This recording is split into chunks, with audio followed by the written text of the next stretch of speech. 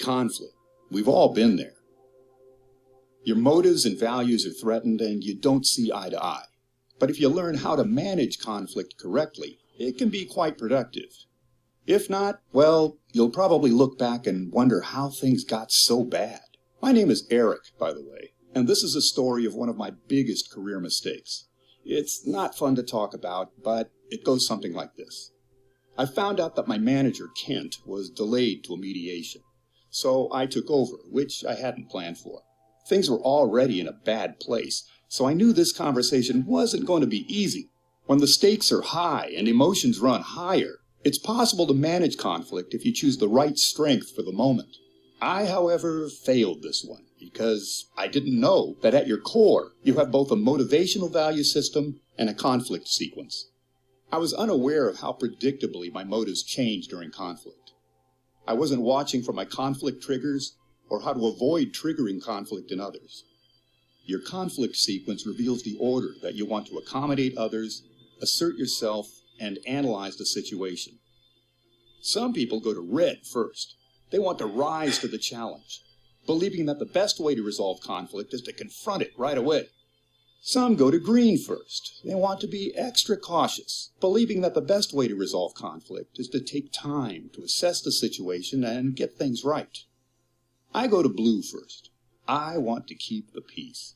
I believe that the best way to resolve conflict is to accommodate others in order to maintain harmony.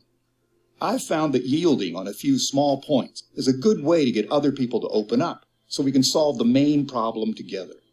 It's a show of good faith. But in this case, I felt like he was being unfair and making false claims. I lost it. Stage 2 red. I got confrontational. I was angry. I was so concerned about proving my point in the moment that I lost focus on our mutual goals. The fight was on. I could not back down. So I hit him with the facts and said some things I now regret.